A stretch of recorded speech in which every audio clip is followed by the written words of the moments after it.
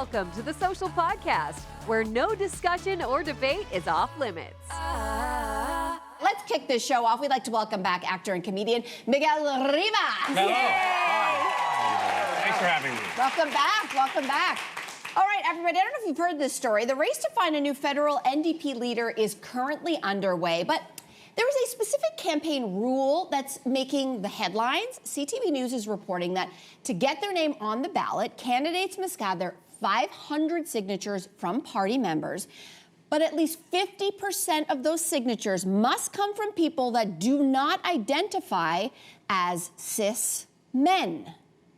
Okay?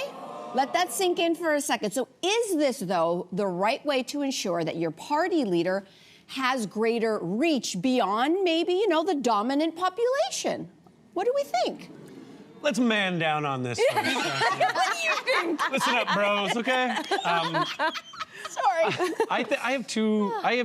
I'm of two minds about this. I have an idealist take, and I have a sort of cynical take, which is ideally, I think this is wonderful. I think this is a great thing. It's representative of the society we live in, and we should reflect that.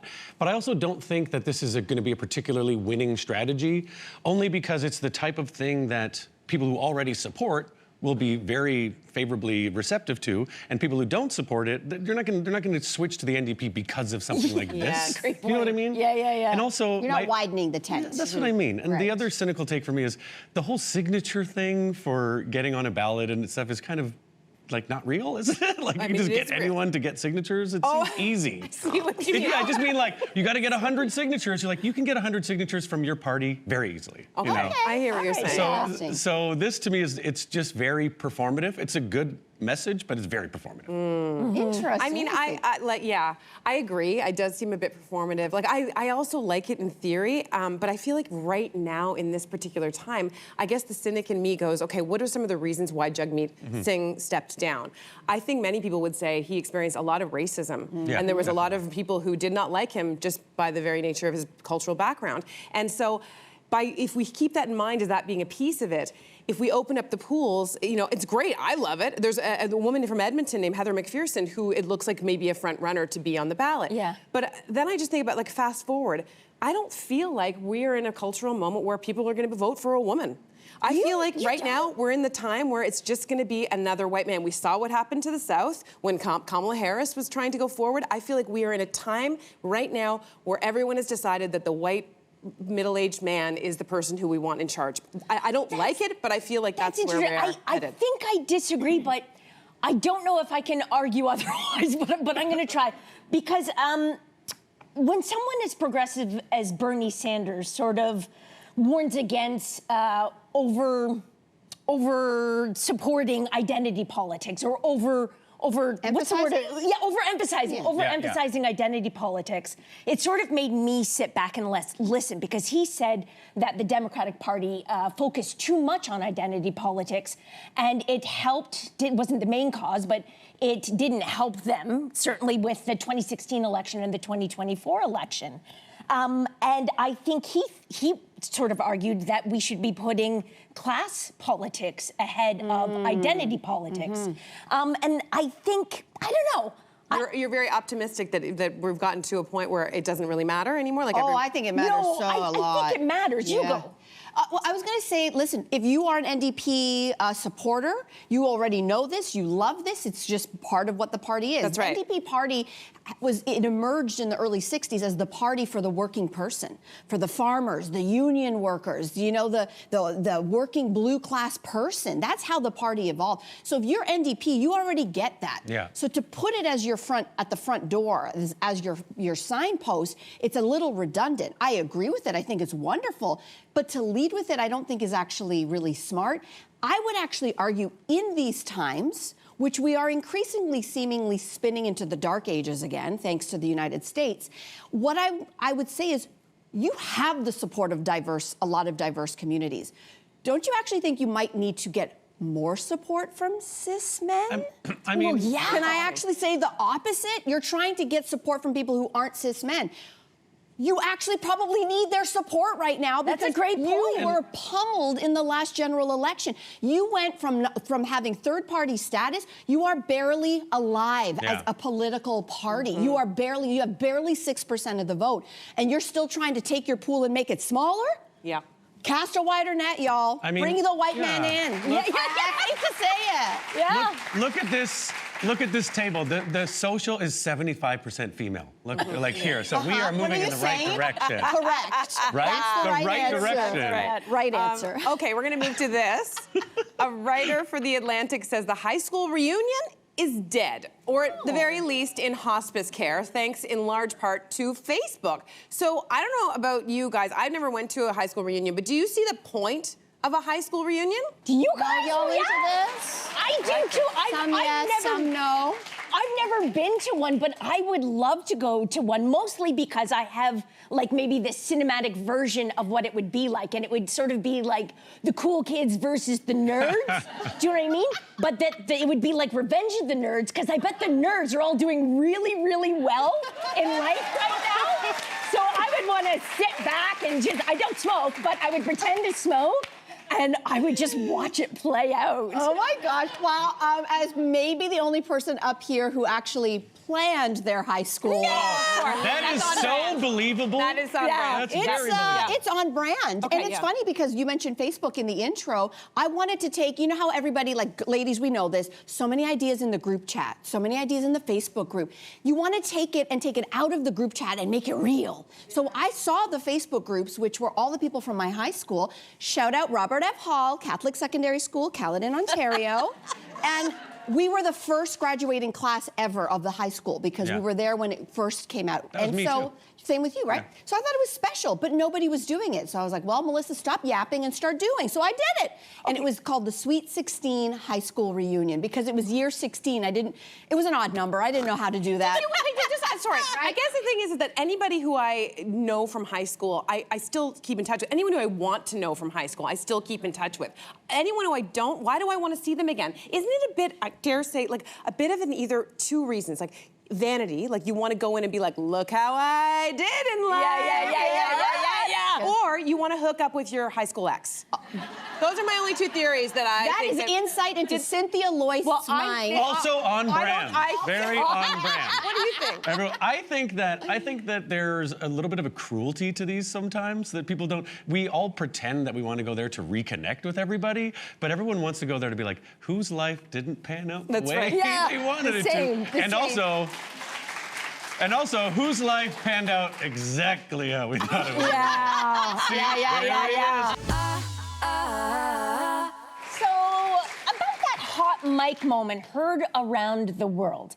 I'm talking about Chinese President Xi Jingping and Russian President Vladimir Putin caught on Chinese state TV discussing organ transplants as a way to live longer. So it happened on the sidelines of China's military parade as the two leaders walked with North Korea's Kim Jong-un. Thoughts on this? Miguel?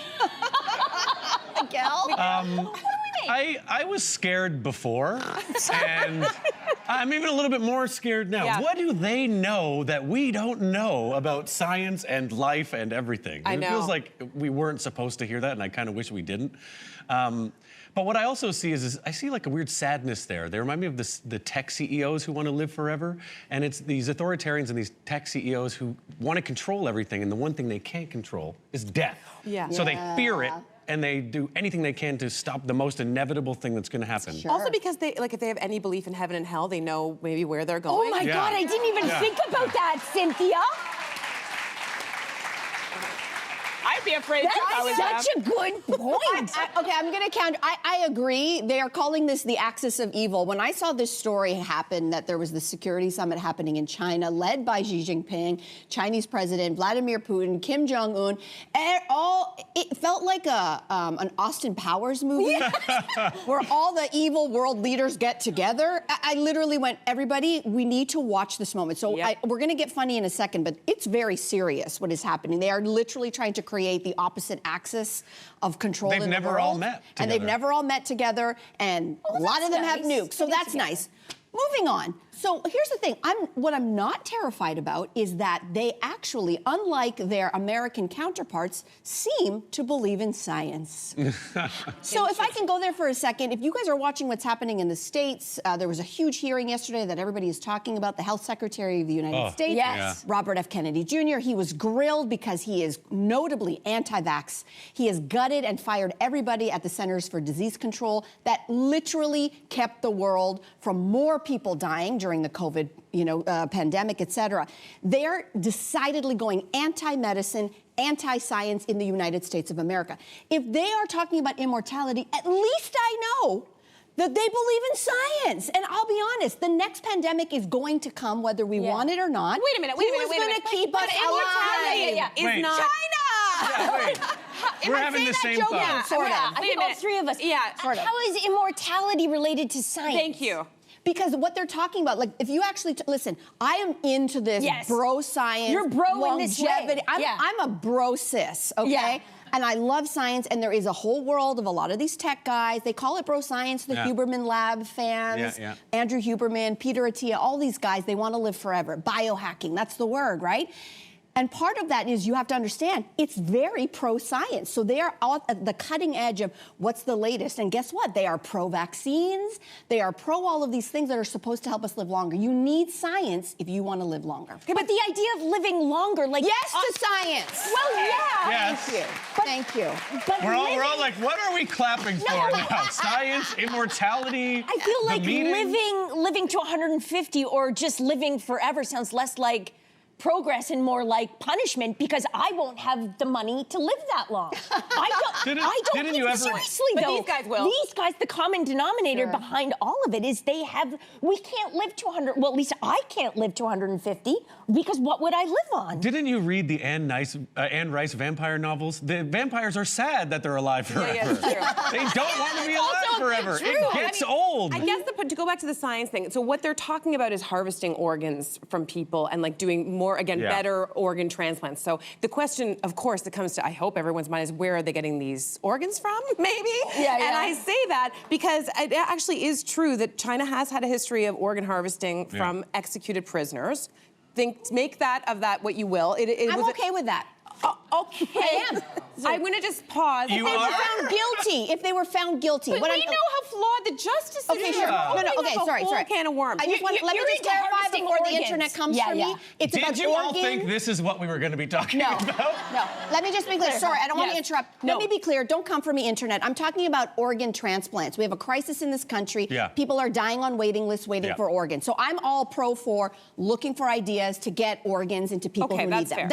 That's fair. Okay. And I will say that China does... Now we're clapping again like, whatever. No, we should be clapping for that. I don't want the internet coming from me either, so to say China did ban that practice, but reportedly there's still some stuff that happens. I guess ultimately what I come back with is that even if there is science to do this, to your point, like who's left? Who are the people who are going to be left on Earth? And if it is these guys and like Kim Jong-un and you and the Kardashians, I mean, you're the only reason why. Like and Bezos, like I just wonder who's left and would you want to live on the Earth with that? Sure. Yeah, and they're trying to literally create another class of people. The people who can afford to be alive forever and biohack into existence. I would rather live to 90 in good health with security and dignity than living that extra 60 years. Sorry. It's for sure for wealthy people. It's another class warfare tactic, in my opinion, long term. You think they're going to be giving that out at Shoppers Drug Mart? Like, come get your, I get what you're saying. Your stay alive medicine. You're never going to get it. No, it's an absolutely fair question because they're going to gatekeep maybe all of this science.